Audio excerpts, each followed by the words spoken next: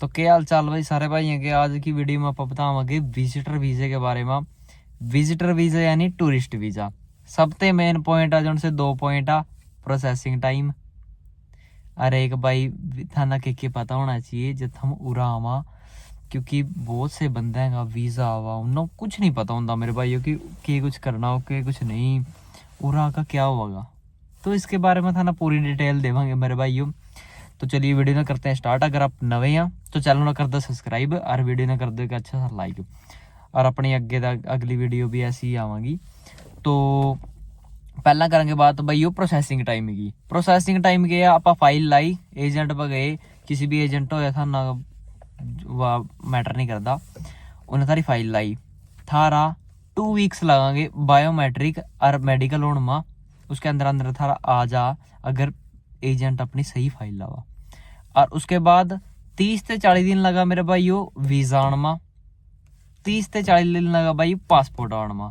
तो थाना मेन बात मैं बता दूं पासपोर्ट वाली कि कुछ बंदे का वीजा आया बट पासपोर्ट स्टैंपों का नहीं आया। तो मेरे भाइयों यो बात ध्यान में रखियो, अपना पहला जब तक अपने पास पासपोर्ट ओ का नहीं आ जाता, प्रिंटों का नहीं आ जाता, तब तक ना तो थाना करनी है शॉपिंग और ना ही थाना किसी से बताना कि भाई मेरा वीजा आ गया इस तरह। क्योंकि एक तो मेरे भाई ये नजर वाला चक्कर आ, अरे एक आ कि भाई बाद में बादू बंदे के अपने वीजे कैंसिल हो गया, पासपोर्ट जस्ट स्टैंप होना दिया। और पासपोर्ट स्टैंपिंग का मैं पहला ही बताया था कि टाइम प्रोसेसिंग टाइम बता दिया मेरे भाई 30 से 40 दिन लगा। तो पहला अपना पूरा कंफर्म कर लियो, उसके बाद ही अपना सारा काम करना। क्योंकि यार कनाडा के अंदर जो सा पीएम हवा भी नवाया, इमिग्रेशन ऑफिसर भी नवाया मेरे भाई पुराने वाला काट दिया। ये था पाओ आगे सख्ताई, और सख्ताई के अंदर अंदर नहीं हुआ कि भाई अगर थारा वीजा आ गया बट अगर अगर उन्हें लगा कि कोई भी चेंजेस करने हैं उन्हें थारे वीजे में बिल्कुल कर देंगे मेरे भाइयों। तो पहला ना तो किसी से बताना और अपने पासपोर्ट स्टैंप होना देना, और उसके बाद वेट करना जब वक्त कंप्लीट होकर नहीं आ जाता। उसके बाद तो हम जो मर्जी करो मेरे भाइयों। बाकी बात हुई यो कंप्लीट होया, अपना स्टेप हो गया पहला। दूसरा स्टेप मेरे भाइयों की था ना कि बेरा होना चाहिए उरा आने से पहला कि थम उरा का क्या एयरपोर्ट पावांगे थम। उसके बाद अपना पासपोर्ट ना स्कैन करांगे मेरे भाई जावांगे कड़ा सी जाना था ना टूरिस्ट वीजे वाले माँ उठो लिखे हुआ 1 2 3 4 T1 T2 3 इस तरह मेरे भाई सारे एयरपोर्टा के अलग अलग हुआ, सारे ना अलग अलग इमिग्रेशन हुआ। तो उसके अंदर अपना जाना हुआ, अपना पर्ची मिला जब अपन स्कैन करा तो अपना उसके अंदर जाना हुआ। तो था ना के पता होना चाहिए मेरे भाइयों। सबसे पहली बात था ना अपना पता होना चाहिए पर्पस ऑफ ट्रैवल, कि थम क्यों आ रहे हो उरा, के ट्रैवल करना आ रहे हो, के चीज देखना आ रहे हो। दूसरी बात मेरे भाइयों, थम उरा आ रहे हो थारा कोई है, अगर थारा कोई है थम उनके पास जाओगे तो उनका एड्रेस देना पहली। अगर नहीं आ रहे मेरे भाइयों होटल बुकिंग का जरूर रखियो, टिकट टुकट सब कुछ रखियो मेरे भाई, जो कुछ रिसिप्ट मिला।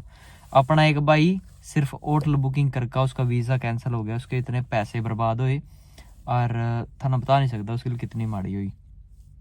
तो वह चीज थारे गिल ना हुआ तो थम पहले ही अपनी होटल बुकिंग बिल्कुल कंफर्म कर लियो मेरे भाइयों। एजेंट ना कह दिया नहीं कि हाँ भी थारी बुकिंग होगी ना, थाना फोन करना होटल वाले पा, उसके बाद कंफर्म करना।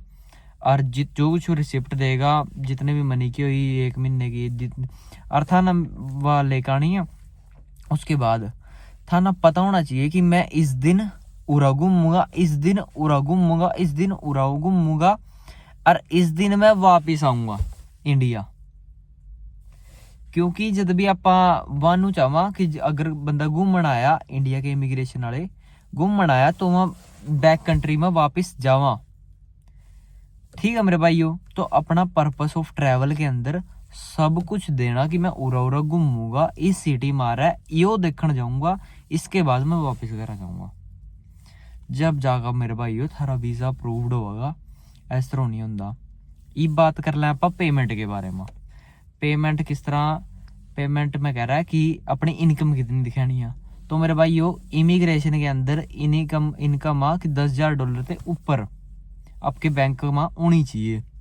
$10,000 का मतलब 6 से 7 लाख रुपए इंडिया के। तो हम मिनिमम 8 to 9 10 इतने रख सका बढ़िया।